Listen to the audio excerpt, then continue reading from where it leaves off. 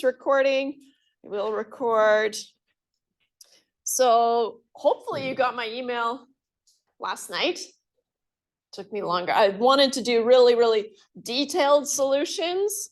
And so it took me a little bit longer than I anticipated, but I posted them here. So the chapter 1 set theory, exercises, solutions. That doesn't really make sense, but I think you get the idea. And so for each of those exercises that I wanted you to do, I have kind of walked you through how to find the solution. Now, what I want to do today is if there are any of these that you want me to go through together, I'm taking requests. I had one, and maybe it's just me, maybe I just had to think about it a lot, or a lot more than I wanted to, maybe. Where is it? I should have made a note.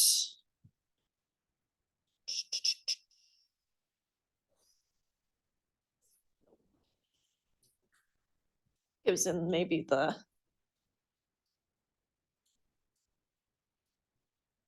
was it one of these? Oh, I think it was 1.531C, I think was the one. No, it wasn't. Now I don't remember which one was which. Was there one of, okay, how about we just start with you guys? Is there a question that you would like me to go through together with you? I haven't set up a note yet, so you have time to find one, or two, or three. Oh, wrong folder. So like I said, Fridays, I'm going to try as much as possible to just have these kind of open work through exercises days. So we have tough day on Monday, but then potentially an easy day on Friday, right? Where if you've done it, then I'm happy and you don't need to, but you don't need to show up. You don't need to spend your Friday afternoon heading into evening actually doing math. Okay. All right, let's see here. So chapter 1, exercises. Anyone brave enough to have one? No?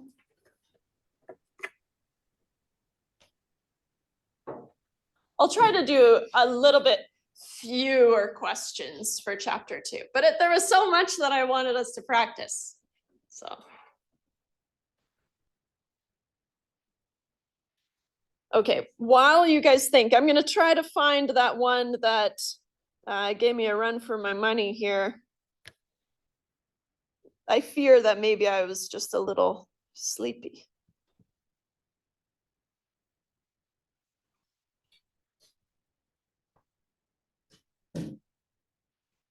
Oh, well, this is a good one. Mostly because we didn't talk about it in class, but this is from, let's see here, section 1.5.3, question 2B. I'm going to copy it in.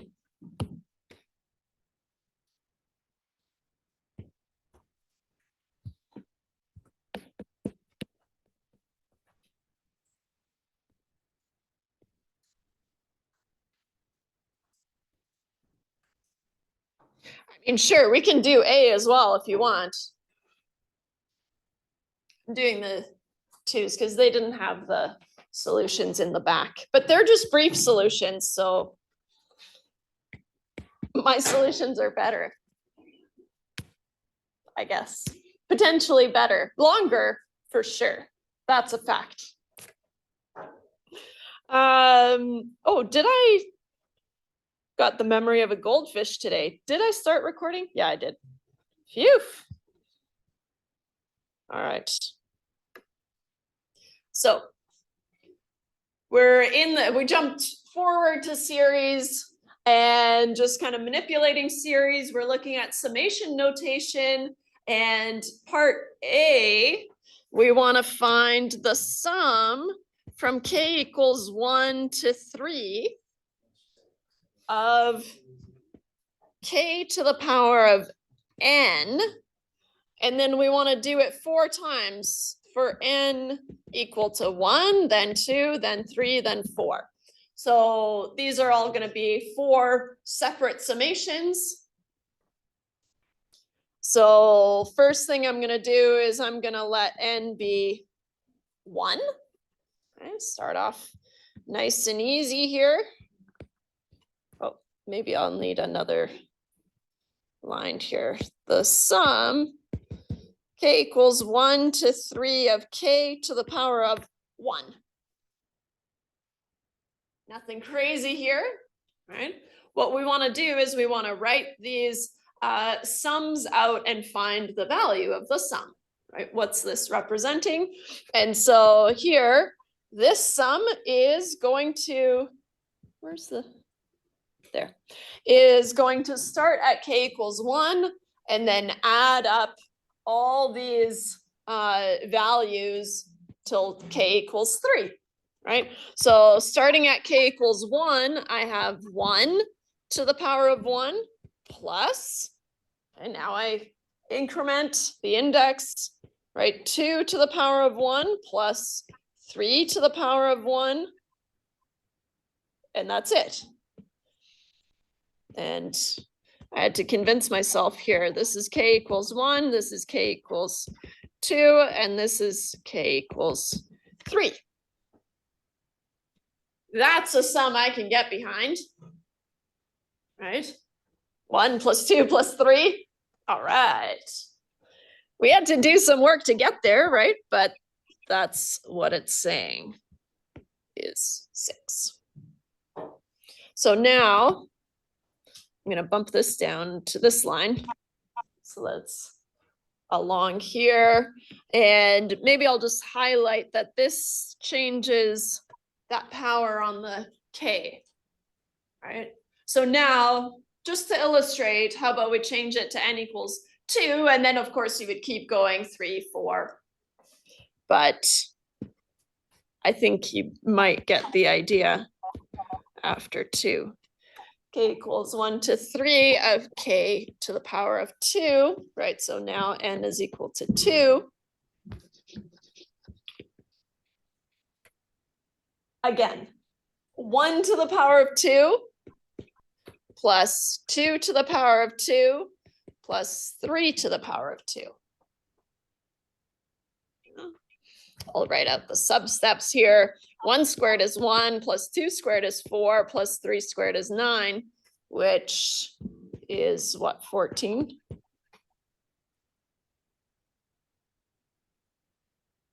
And so on and so forth. Right. The hard part of these summations is just the initial reading of the summation and figuring out what's changing, right? And so here they like to do this a lot where they say, do it for all these different versions, right? Usually it would just have the power filled in already, right? Because I missed the beginning of it, I think I'll just watch the recording The key is to remember that it gives you the index, right? So k is the index, and that's the thing that's changing. Say about that, buddy? And anything else is not. Well, I don't know if it's a good approach or not, but I'm just like I'm already do a little what she started dot, and I can't go back to the rest of them are in the solutions. Right? Shoot. And see how you do. But part B, that's one that I thought, oh, I don't think I said that in class on actually. I know I didn't say it in class on Monday, but we want to find the sum from I equals 1 to 5 of 20. Okay. Now, I think intuitively we would say, well, nothing's changing. There's no index, so I'm just gonna let it be 20. But that's not true. And so what happens is we just take 20 plus 20 plus 20 plus 20 plus 20, right? Because it's still a sum over these indices, right? It's just that the index isn't appearing in your calculation anywhere. Okay, and so that's an important fact. So 20 plus 20 plus 20 plus 20. 1, 2, 3, 4 plus 20. How about that? All right, so here this is for I equals 1. This is for I equals 2. I equals 3, 4, and 5. So as a fact, when you're summing over a constant, right, then you have however many index iterations times that constant.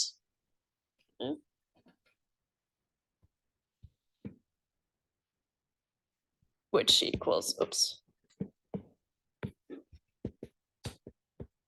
100.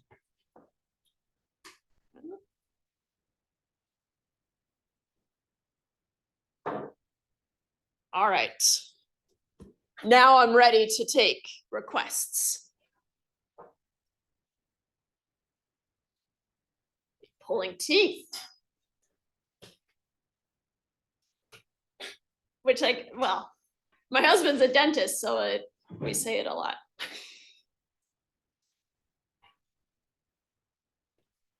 No? No one wants to say anything? Fine. I'll keep finding hard ones to do.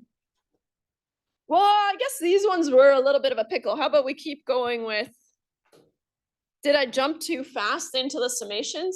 I just find that they're the beginning things, as long as you kind of get the gist of it, you can get there, but the summations require a little bit more kind of working at it. So that's where I'm gonna focus. If no one steers me in a different direction, this is on you.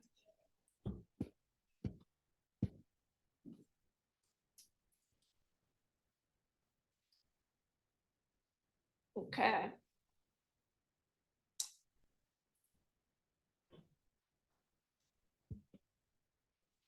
So this one, we want the sum from j equals 0 to 3. Notice how they don't have a strict index variable, right? It can be anything, but as a rule, they tend to be kind of j, k, m, n.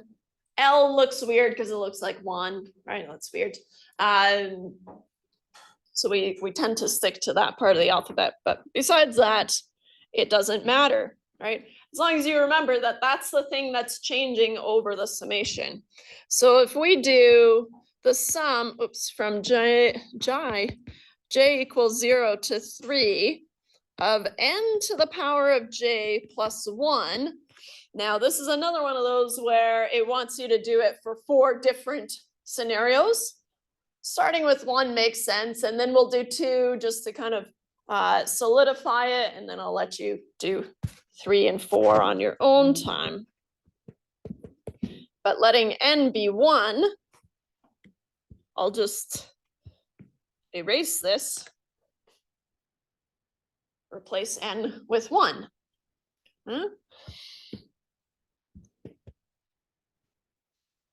One thing is that now the index is starting at 0, right? It can start anywhere, but now it's starting at 0, so that's something we have to pay attention to. Okay, and then from 0 to 3. So I've got 1, maybe this is the pickle. No, it's just hard to wrap my head around. 1 to the power of 0, right? Plus 1. Oops. Close that bracket. Okay, that's term number one. J equals 0, done. Plus, okay, now I'm changing J to be 1. 1 to the power of 1 plus 1. Did you ever think you'd be doing such simple math? But it came from a hard thing. 1 to the power of 1 plus 1. This is where your math has led you. I know. It's crazy, right? Plus 1 to the power of 2 plus 1. I guess I have a hard time with the power changing instead of the base changing. It's allowed. You're allowed to struggle with stuff. Oops. More room. And then 1 to the power of 3 plus 1.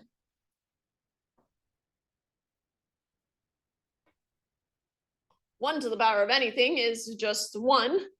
So feeling pretty good. 2 plus 2 plus 2 plus 2.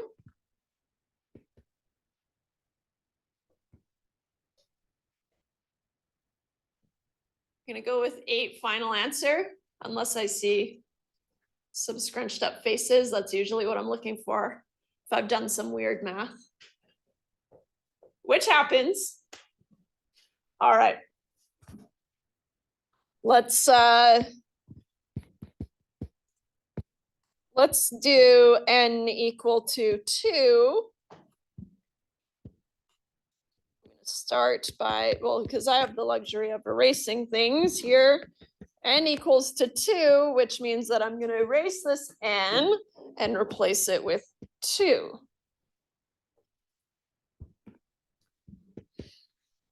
All right. Do it all over again, remembering that the index starts at 0. So then 2 to the power of 0 plus 1 plus 2 to the power of 1 plus 1 plus 2 to the power of 2 plus 1 plus 2 to the power of 3 plus 1. Hey, we did it. Oh, I wish I had my cheat sheet now. Anything to the power of 0 is 1. So 2 plus, and 1 plus 1 is 2. Ha. 2 to the power of 1 is 2, and then plus 1 is 3. 2 to the power of 2 is 4, plus 1 is 5. 2 to the power of 3 is, yeah, is it 2? It's 8, right? Plus 1 is 9. Nice. Gonna go with 19. And then get the gist. Have you come up with any questions for me yet? Or do I just keep going with D? Can't remember what D was. Oh, this one's kind of, all right. If you insist. Hey, why is it so?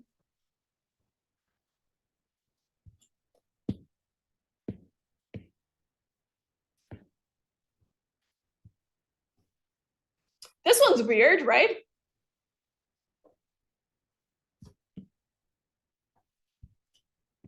So sum from k equals negative n to n of k. And then we're again gonna let n be 1, 2, 3, 4. We'll see the pattern pretty quickly here. So again, I'm gonna write out the generic one. The sum from k equals negative n to n of k. And I'm gonna let n be 1 to start. Okay.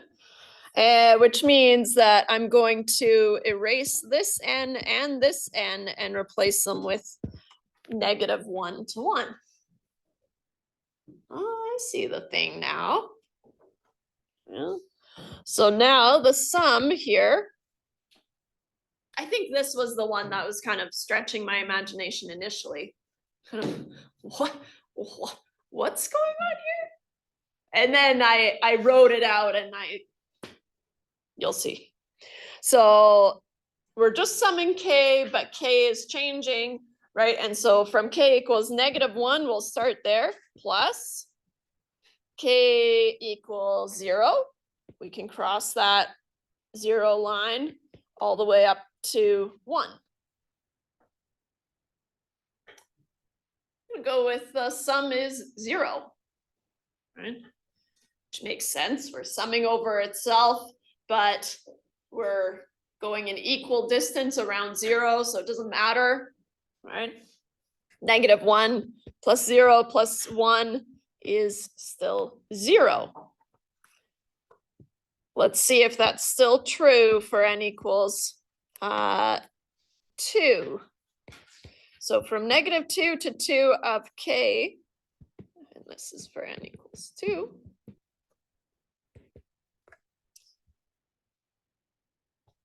-2 plus -1. I like to write the plus and then the negative in brackets until you're very comfortable with just writing minus. That's fine. Subtraction is just adding a negative value, right? So it's not special. But I like to just keep the sum. Otherwise, when I'm looking back, it gets kind of confusing sometimes. So I keep the sum and add a negative value, just as a rule. Plus 0, plus 1, plus 2. But again, right, because we're symmetric around 0, -1 and 1 are going to cancel out, -2 and 2 are going to cancel out. And so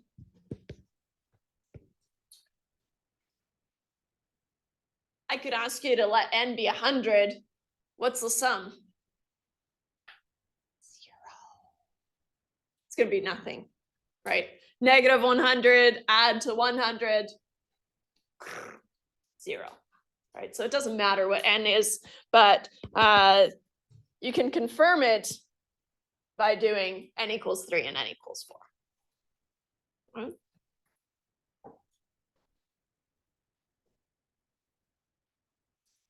Anyone come up with any exercises yet?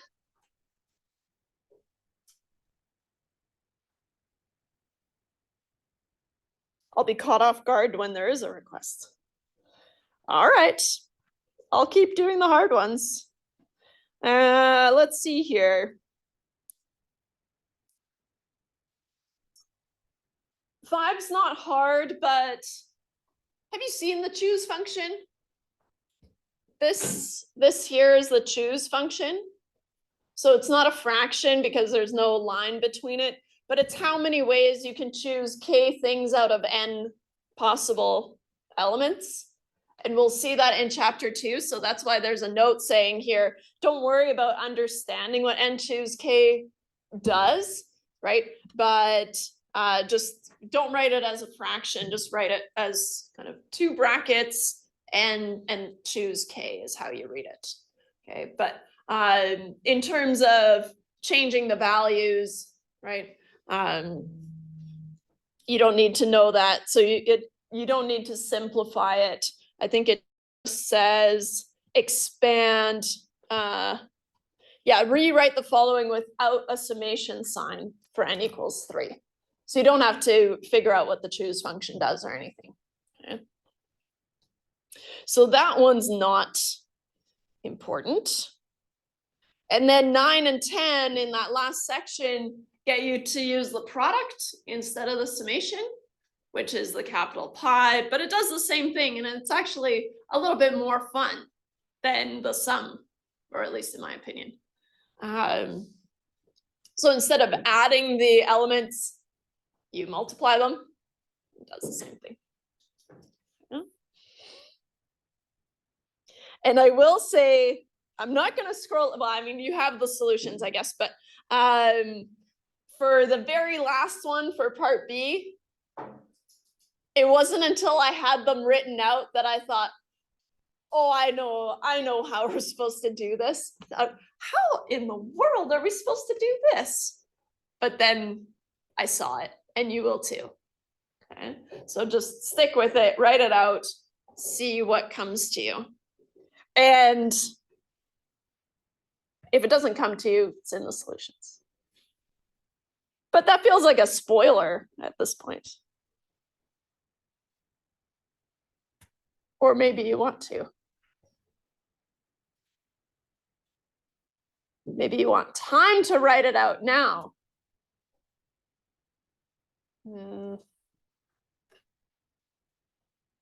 I can't tell what anyone wants. Everyone's avoiding. Yeah, I'm like, come on.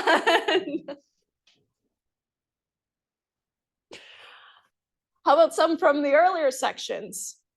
I jumped right in because these to me are more difficult, but maybe you feel opposite.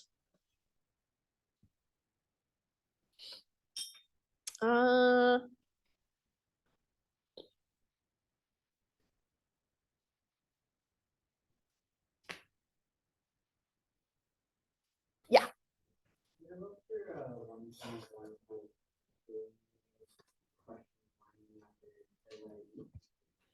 Thank you. Anything, I'll do anything. 1.1.3 question.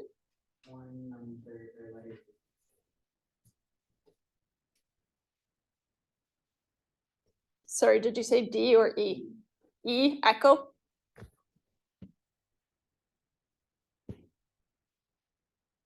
Copy.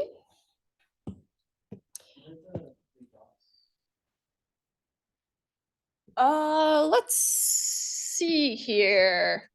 1.1.3, number 1. Just so we know where it came from. Okay, so these 3 dots just says it keeps going until you hit some value n. And that n can change. And so here, this is just keep going to n, which is that end point. Now we can let n be any number. And so the only condition that we're given is that for some n in the set of positive integers, right? Which is 1, 2, 3, 4. The positive integers exclude 0, right? I think it was, yeah. So this part is saying n can be 1, 2, 3, 4, and then I'll recycle some some ellipses. Should only be 3. My bad. Please accept my apologies.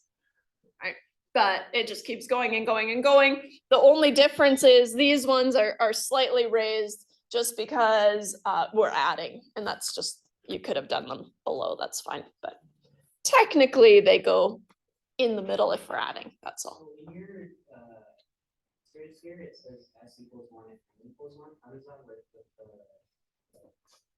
the... Okay, so I did do something cheeky there.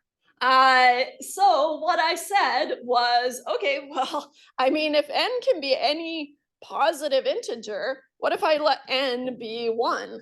I'm allowed to do that. Right here, it's just showing me that it's going to be 1 plus 2 plus 3 plus 4. So it'd be logical for me to take an n that's a little bit further out, but you don't have to, right? And so, yeah, you're right. That was cheeky of me. So here, what I'm going to say is I'm going to let n be 1. Why not? It says I'm allowed to. Then I'm going to solve for s is going to be 1. And that's it, right? Because now what have I done? I just bumped this n to be 1. And then there's nothing else after that. But like I said, it would make more sense for me to say, maybe let's let n be 3, right? then you see that, okay, then S is gonna be 1 plus 2 plus 3, and it's just gonna go to 3, which is 6.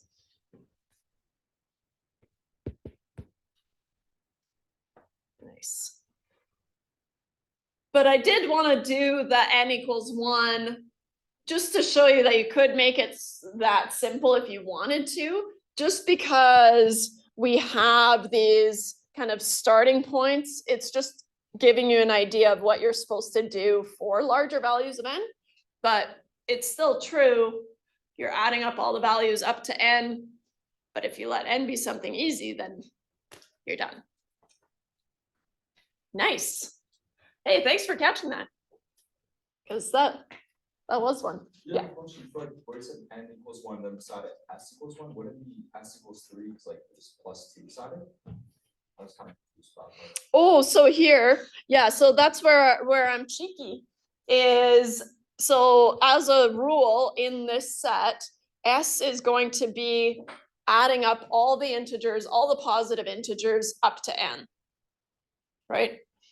But if I let n be 1, right, which is a positive integer, it's allowed to be, then the sum of all the positive integers up to that point is just 1, right? So then S is 1, Okay. right? Makes more sense to do something like, oh, let's let n be 3, right? Yeah. That kind of thing. But you're allowed to do that, but it's weird, right? And it doesn't really illustrate what we're doing with the sum. But if it helps, let me write out what this sum does. Maybe it helps, maybe it doesn't, I don't know. S is the sum of the positive integers up to and including n.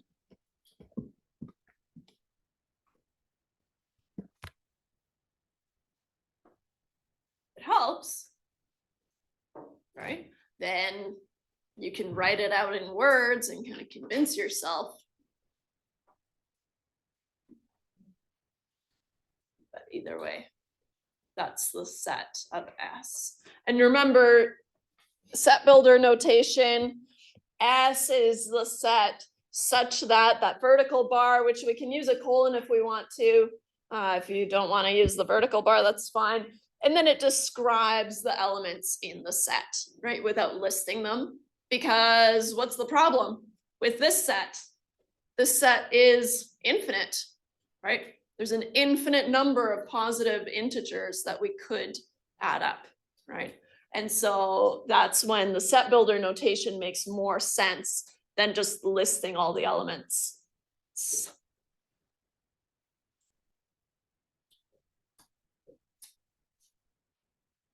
Any others?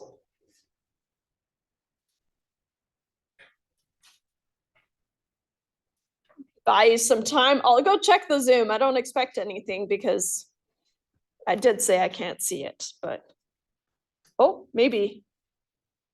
See here. Oh, okay. Mute issues. All right. That's funny. I didn't hear it. I hope I'm not on mute. Be a problem if I was on mute. They would have complained already. I hope. Can we also look at D for just the same? You got it. Anything you want.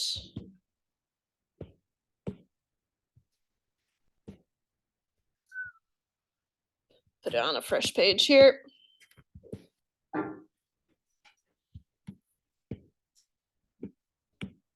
So as I was working through these, a lot of it is just kind of, for me, shaking out the cobwebs and reading set notation again, that kind of stuff. For you, learning the notation probably. And so, so this is a good place to start. All right. So it describes the set to n, Okay, and it's got a couple of conditions on n. Okay, n has to be in the set of integers, which means what? It means it has to be any value, any whole value between negative infinity and positive infinity. That's not really a restriction, but it is. It's a real one. But because the set of real numbers. But also n has to be less than 0. I did that wrong in the solutions then. I think I read it as greater than 0. Let me check.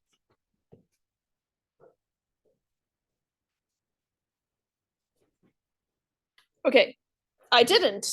I did it right. Woo! But also surprising. The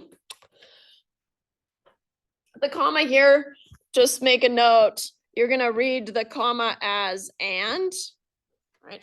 N has to be in the set of integers and less than 0. It can't be 0. It has to be strictly less than 0. And so let's start by just writing out these conditions on n that we have to follow, or these rules that we're given.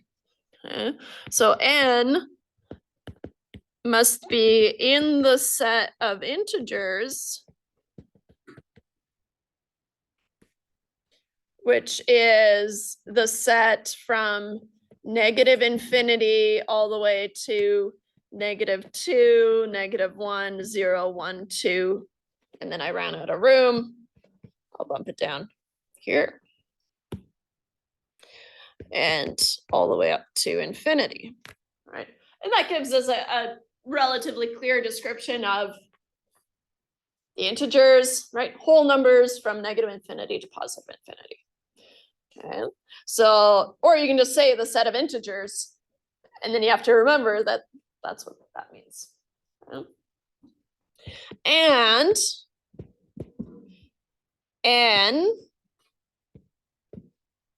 must be strictly less than 0.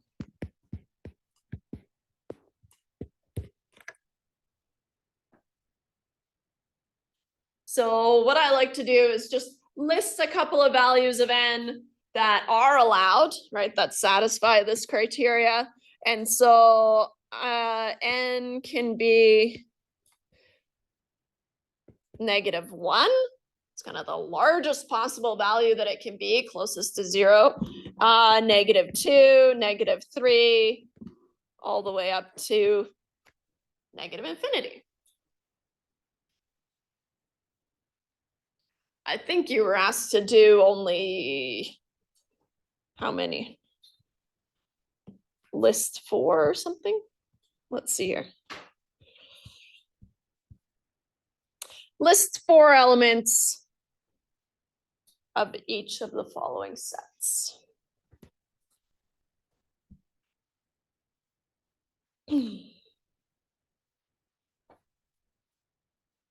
I always like to start with the easiest one. And can you blame me? Right, so let's let n be -1, right? And then I work down the line. You can let n be any value as long as it's a negative integer. It's fine. But what I'm gonna do is let n be -1, then 2n is gonna be 2 times -1, which is -2. So then 2n is 2 times -1, which is -2. That's going to be in the set. If I let n be -2, why get crazy here? Then 2n is going to be 2 times -2, which is -4. I'm on a roll. -3. These I can do. I can do these all day. 2n times 2 times -3, -6.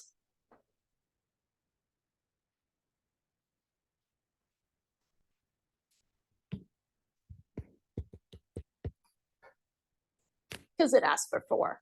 Let's just do all 4. 2n, 2 times -4. You could have started at -50 if you wanted. So then the set is what? -2, -4, -6, -8. From that, you get a really good idea of what the following values are, right? So I've described the set enough. So then I can use my ellipses and I'll write -infinity. Or if you just want to write the ellipses and then close the bracket, you can too. But I like to have a little end cap on there. Either way, it's clear that it's going to -infinity. And my right curly bracket is never any good. My left one is pretty showy sometimes, but my right one is not.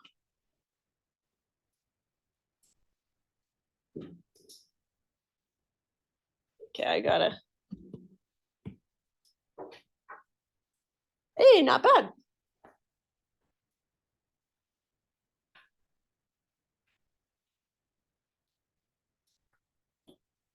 Any more?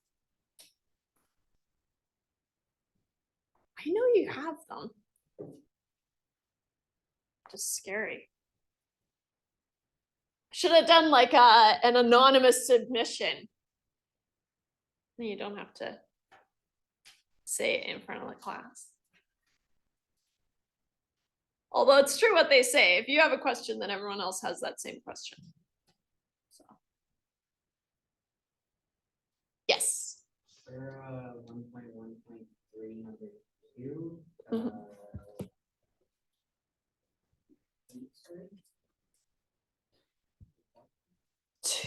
Thank you. List all elements of the following sets and then d delta. Thank you.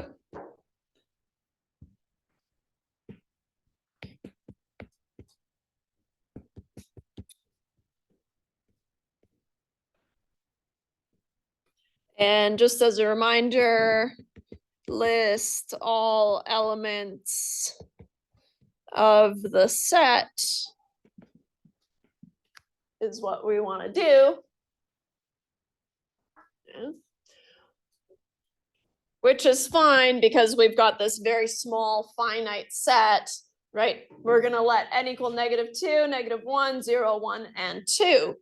And in the set are elements n squared. I know what you're thinking. That's weird. Why wouldn't they just write out the set if it's so small? You should probably just write out the set. But instead, they made it more complicated with set builder notation. But that's okay. So then this is going to be the set of,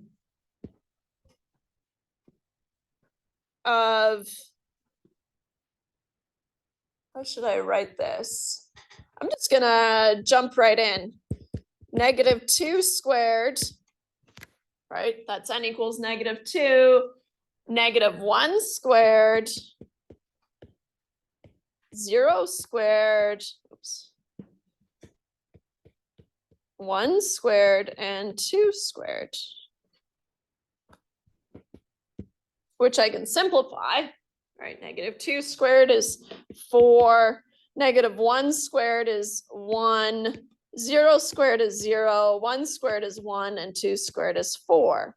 Now, one thing to remember is if we all of a sudden have these duplicate elements, we only write them once, right? And so we're going to remove the duplicate 1 and 4. We only need to list them once because 1 isn't just really in the set. It's either in the set or not in the set, and it doesn't matter how many times. So then 4, 1, 0. And do not include duplicate elements.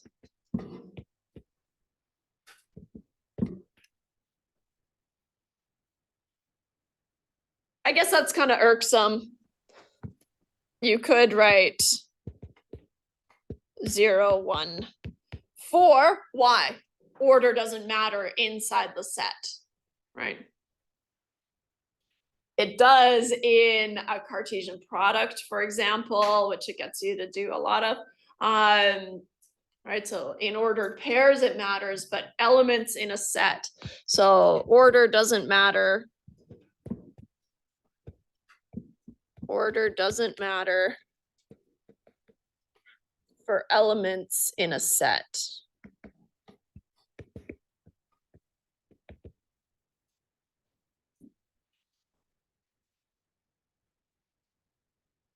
When we look at question 3, it's just 2 questions down. Yes. You got it.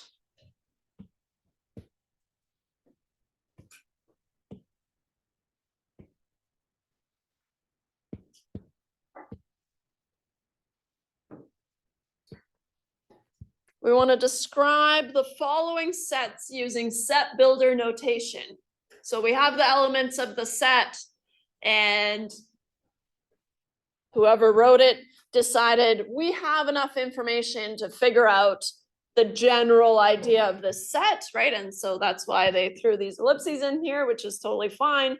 And so now we're going to write these in general as set builder notation or in set builder notation.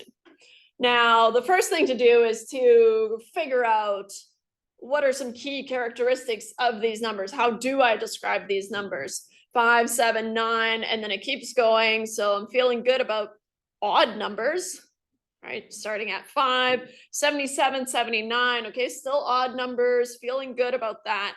And so how I would verbally describe this set is odd numbers, or let's be super specific here, odd integers, right?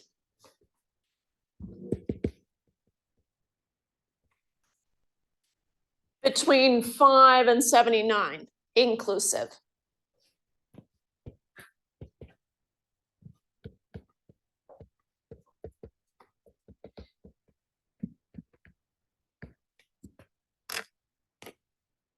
That's the most difficult thing, right? Being able to look at that and describe the relationship between those values completely, that takes practice, right? Okay. Now, there's a sneaky thing that we'll see quite often, and that is in general, or the general description of an odd value, any odd value is going to be 2k plus 1. For what values of k? For k in the set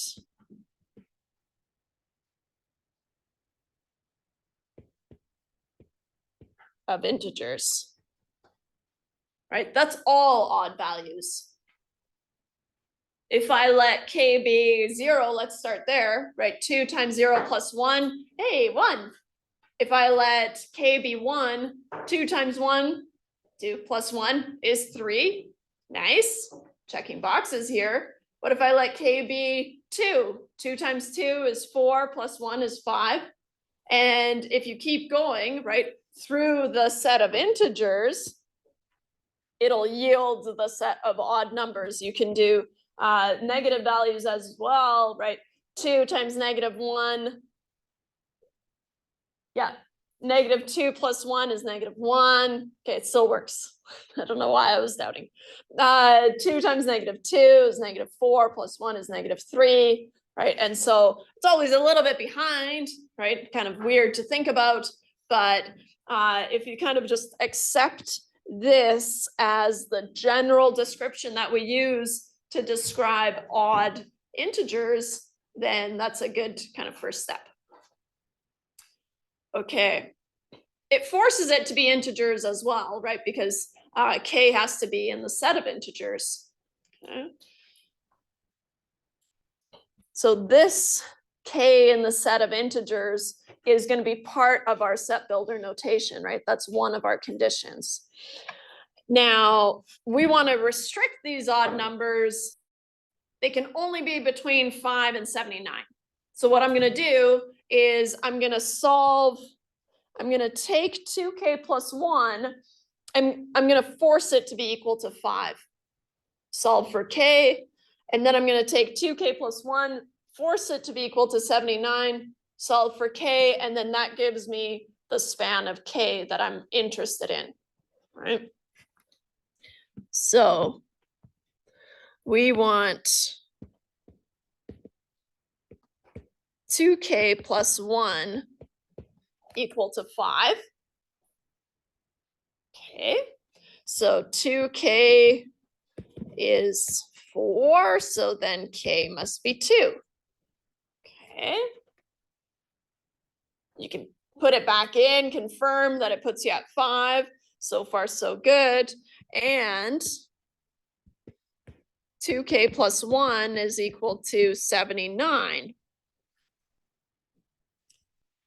Which means 2k is 78, which means k is what? I think it was 39. Is that, am I remembering correctly? Thank you.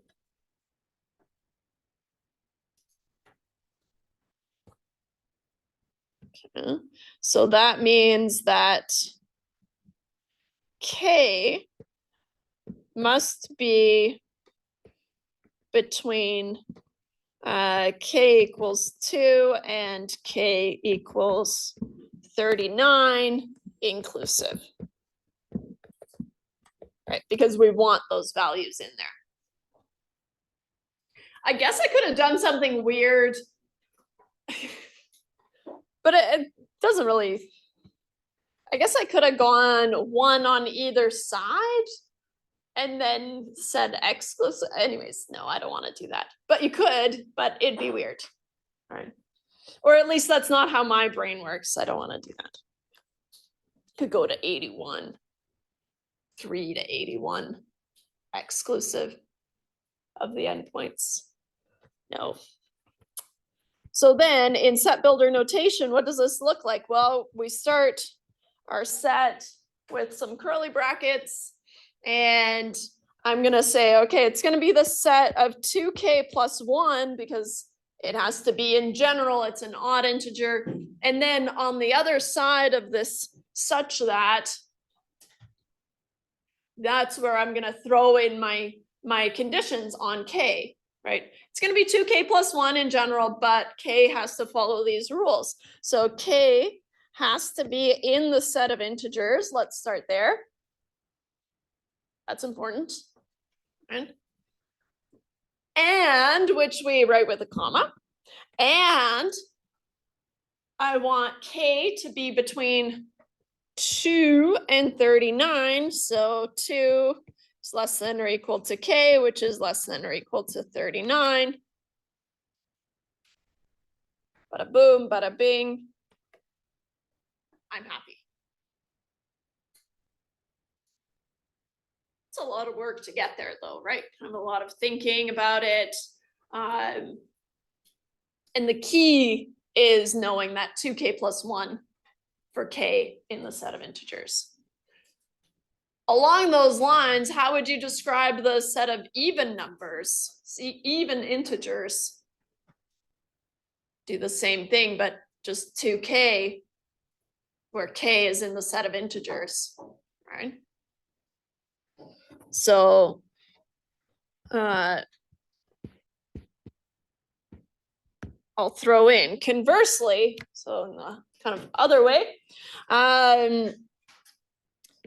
to describe the set of even integers,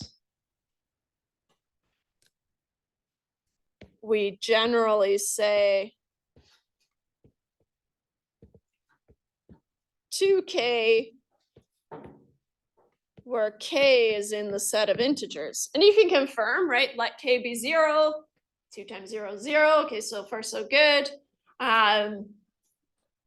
2 times 1 is 2, 2 times 2 is 4, 2 times 3 is 6, and so on and so forth, right?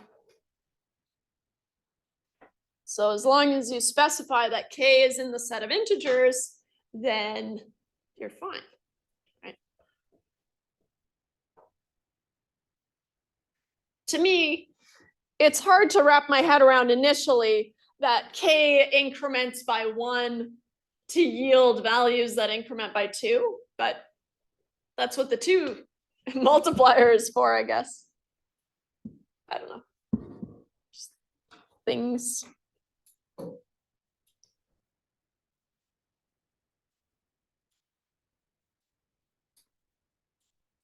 Any others? I'll check the Zoom again, but I haven't heard anyone unmute themselves. But maybe the speakers are off. I see nothing.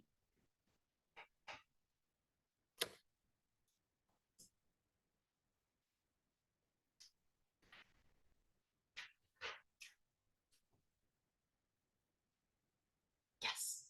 Could you do more of those, like, RVs? Yes.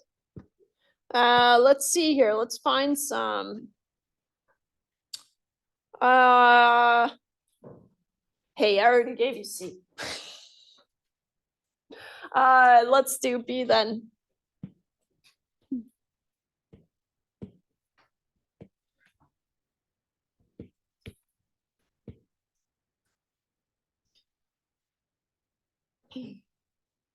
So we want to describe, so using set builder notation, we want to describe the rational numbers that are strictly between -1 and 1.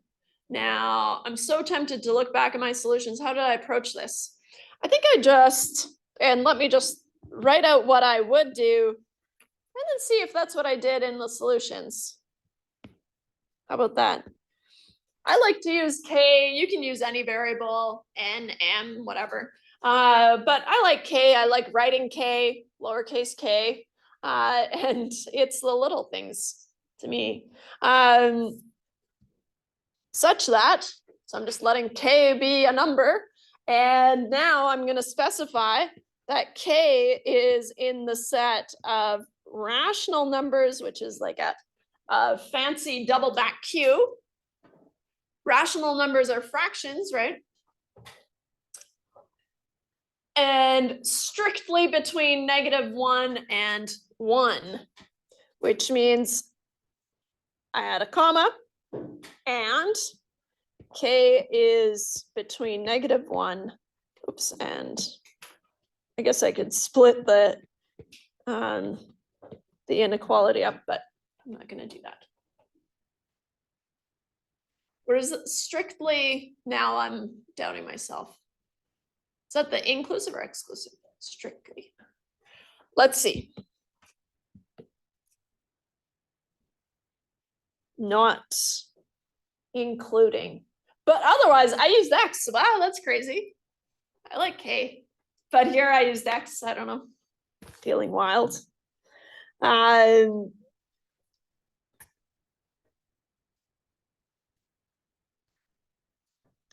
Okay, forget I put these in there, but now we have a little reminder that we can add. So strictly means not inclusive. I always struggle with those, to remember those. But now I'll remember, learn my lesson.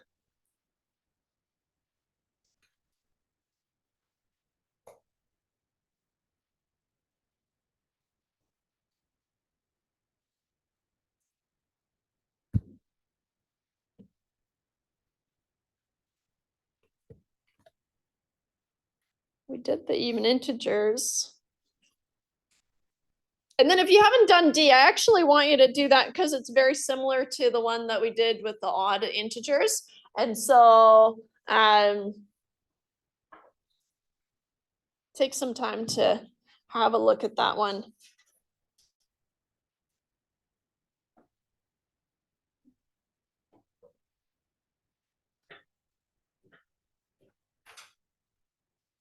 How do those Cartesian products go? They're a little lengthy. Not hard, but they're lengthy. How about we'll do one. But stop me if you have any requests.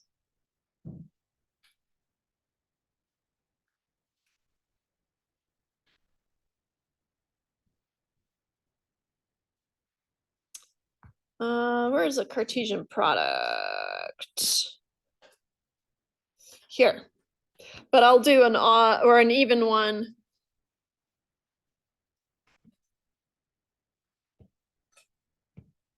Let's do, oh, what was this? 1.34.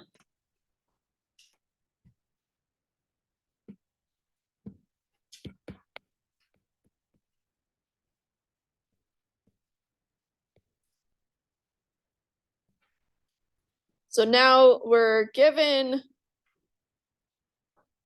oh, I picked a bad one, didn't I? Anyways, this is a good warm up, but it doesn't make us do the Cartesian product because I was starting to dread it a little bit. But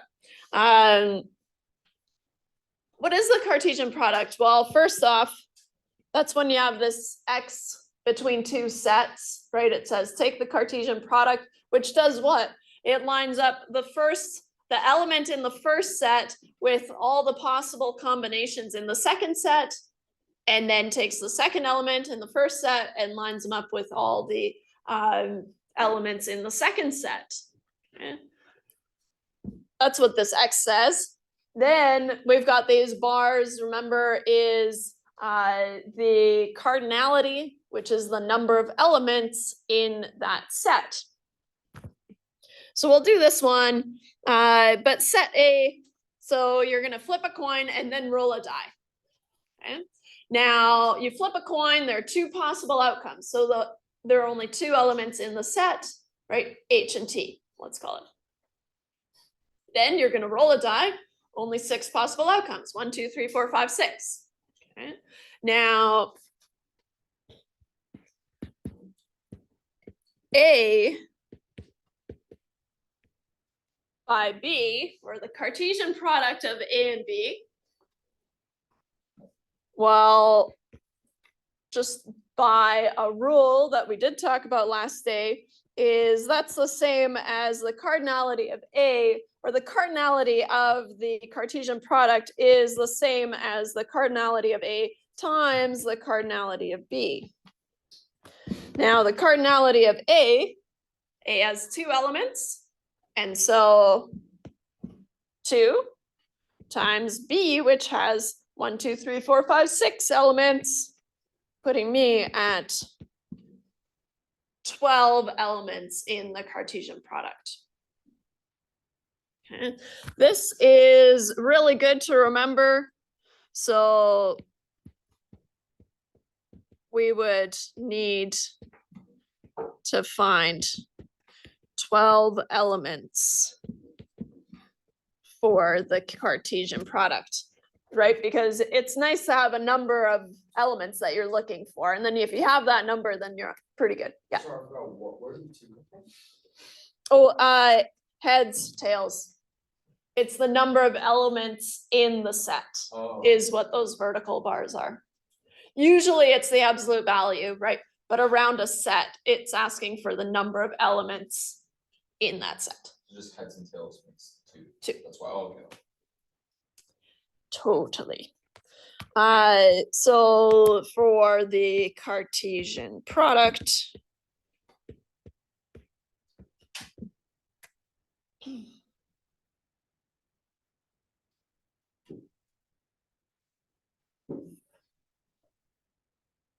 I guess, how about I sneak one in here? Find A by B, or the Cartesian product of A times B. We can do it. That's the same as saying, and I'm just going to write H and T because why not? I think we understand, which is H comma T times 1, 2, 3, 4, 5, 6. Okay. We're gonna make ordered pairs of all the possible combinations. Order matters. Ordered pairs.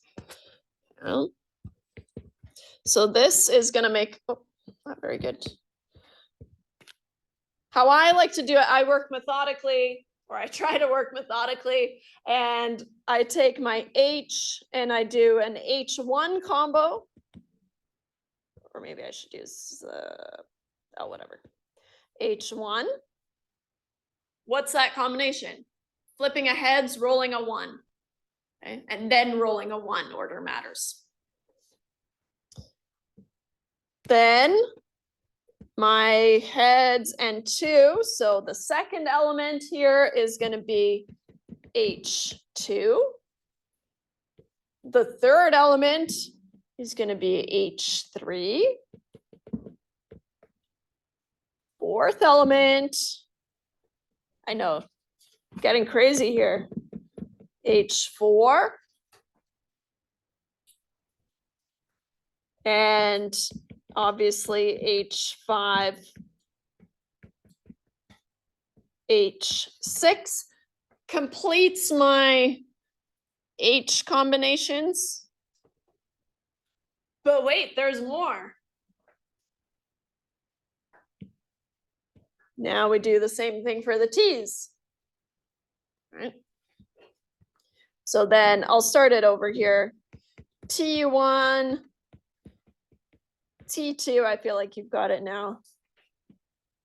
3, 4, 5, 6. I'll write them out. T3, T4, T5, and T6 completes the set.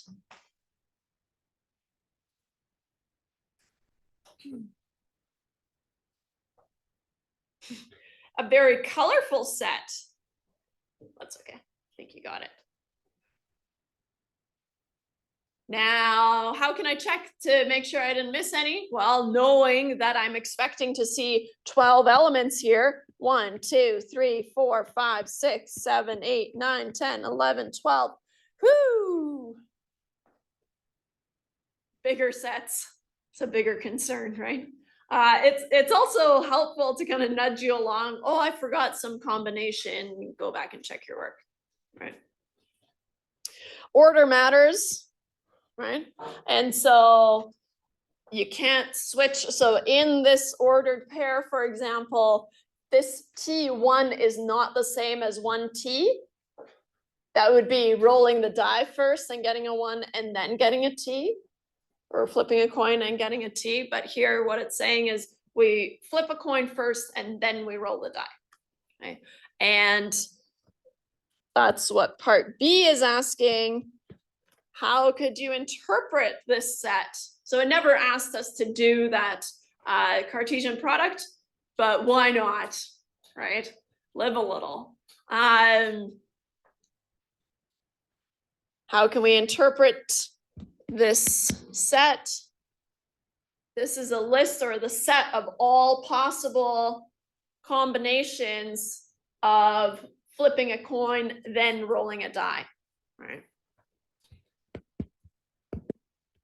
This is the set of all possible combinations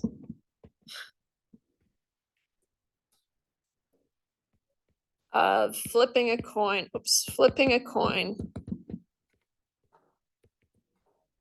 then rolling a die. I don't remember it being so like bashy against the metal last day, but whatever. Nice. So as long as you work methodically with those Cartesian products, they're not terrible, right? But there's more practice where that came from, right? Here, if you let A be 0, 2, 3, and B is 2, 3, you can find the Cartesian product of A by B, for example. You can even extend it. How would you do A times B times C? I'd start with A times B, which you already have from part A, and then you Cartesian product that onto C, right? You take all those elements onto C.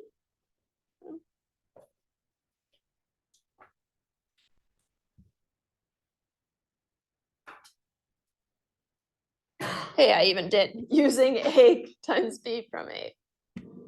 I did.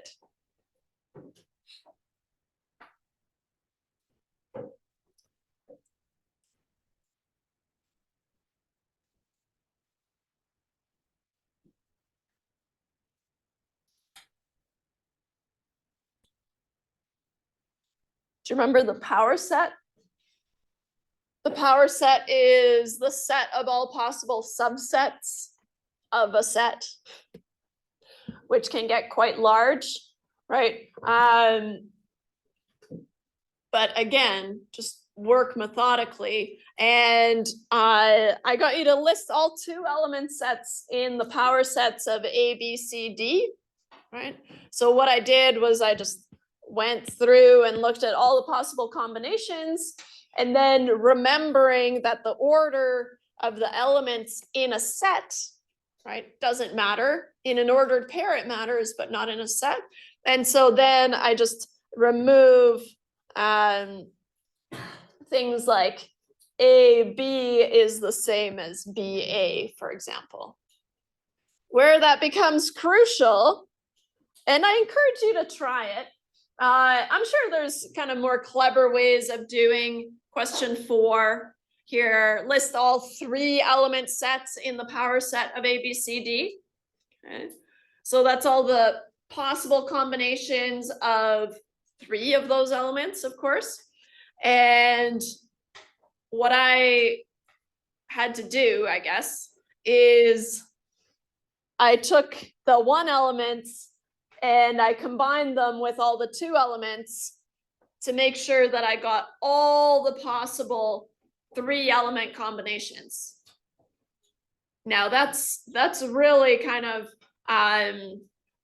it's gonna work, right? And I wanted to do it that way just to show you that you could power through it.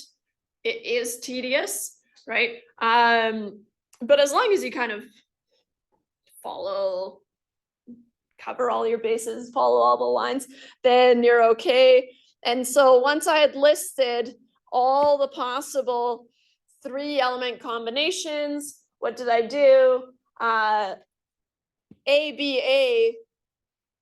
doesn't really have 3 elements, right? Because we don't write the A twice. So all of a sudden that's a 2 element set. So they're out, right? As soon as you have a duplicate, you toss it, because it started out as 3, but there's only 2 unique elements.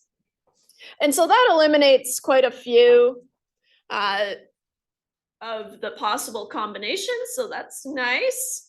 And then what did I do?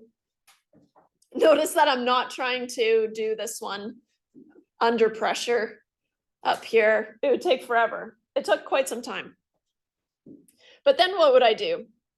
Well, I've even got it there. But because order doesn't matter inside the set, right? ABC is the same thing as CBA. So in order to identify those, what I'm going to do is I'm going to rewrite the remaining sets in alphabetical order. Then it'll be easier to see duplicates, right? So that's what I did. I ran out of room, so I made it small. Okay. And then, womp womp, you're left with only 4 sets. ABC, ABD, ACD, and BCD.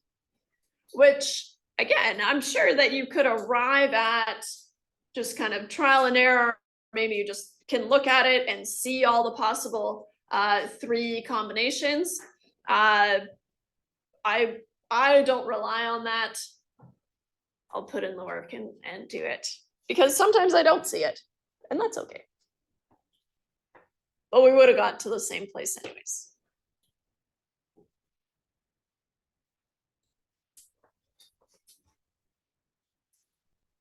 Okay. Any others?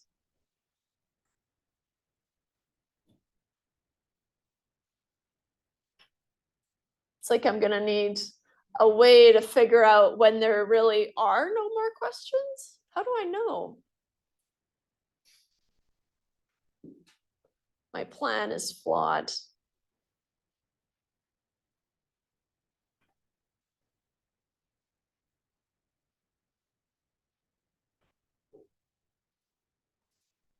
Scroll through and see if I have. No, and then we're into sums, which we did a lot of already.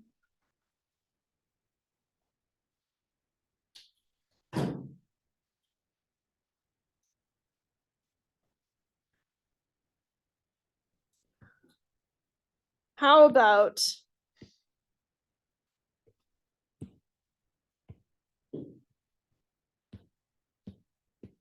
unless you think of more, but switching back to summations and products. This is that one, that kind of fun one that I said, okay, if you write this one out, it looks terrible in the beginning. How about you take a moment to try to solve this one if you haven't already? Remembering that the pi is the product, so you're multiplying instead of adding, but that's the only difference.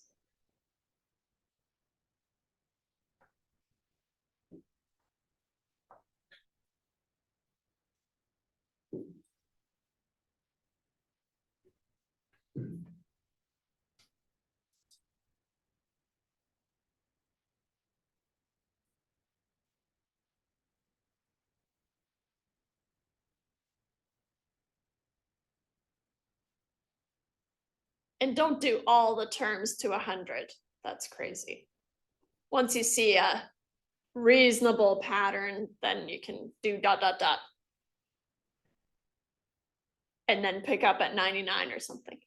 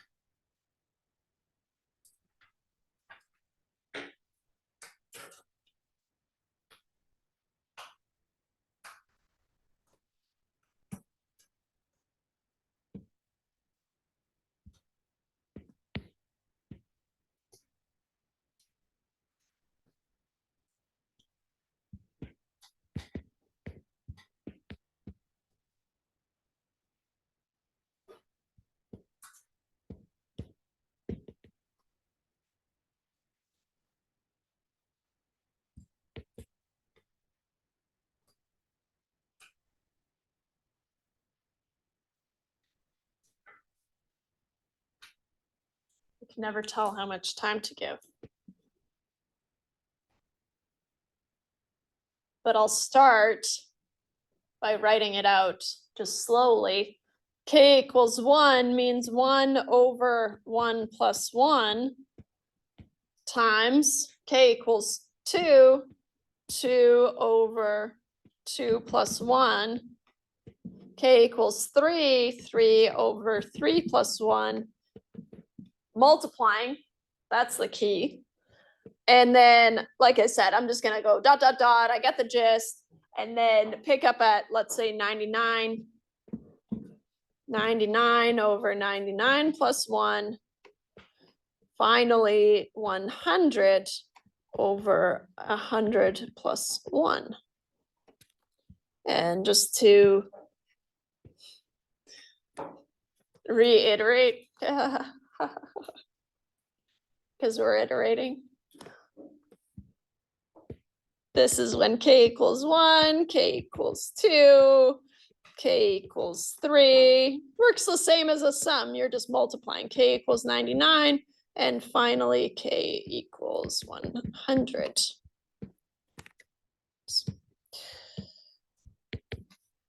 Okay. Maybe nothing's jumping out at you quite yet, but let's just stick with it then. Just like I said, 1 over 2 times 2 over 3 times 3 over 4, dot, dot, dot. 99 over 100, 100 over 101. Okay. And then all of a sudden you see it and you say, hey, I'm multiplying here. I can 2 cancels with 2, right? I can rewrite that as 2 over 2. So that's 1, right? Multiplying by 1 all of a sudden isn't so bad. 3 divided by 3 is 1.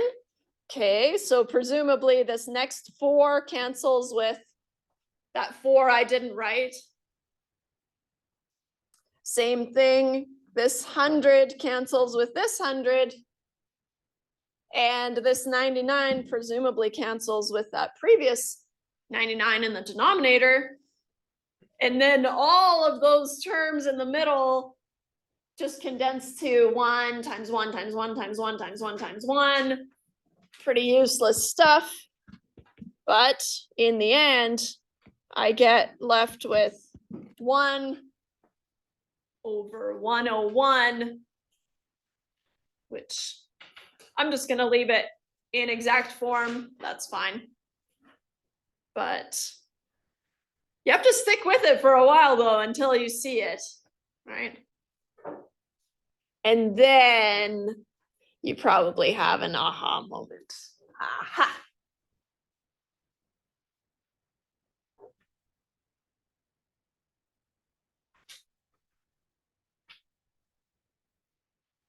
Well, that's the last one that I'm going to offer you, unless you have any requests. Okay, nice. All right. If you're done for the day, please raise your hand. Who wants more? I guess maybe who wants more? I don't have any more to give. Still not. Those are half-hearted hands up either way. Who wants more? Who's all done? All right. I'm calling it. Calling it. All right. For next week, read chapter 2. Okay. And I posted an assignment for chapter 1 for you to do. But I give you at least a week to do it. I think I made them due on Sunday. Oh, that's what I was going to ask you. Are you guys due on Friday type of thing so you can have the weekend not worrying about it? Or are you a Sunday night type of group? To me, it makes no difference. So I made it Sunday, I think. So if you want to pretend that it's Friday, that's fine. I guess that works. But we'll start chapter 2 on Monday. So it's posted or no? It's gonna be posted for Monday, chapter 2? Yeah, it'll be posted. Oh, You okay. have the textbook, but I'll post my Oh, notes okay. for Monday, yeah. I'll do the same thing where I highlight things. All right. Have a great weekend.